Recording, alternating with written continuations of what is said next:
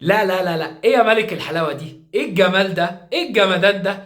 بص يا باشا، لعبت حلو هتتصيط وهتاخد حقك زي ما كنا بننتقدك في اول الموسم، واحنا عارفين ان انت كده كده جاي ان شاء الله وهتجيب مستواك. لما تعمل ماتش حلو هتاخد الكريدت.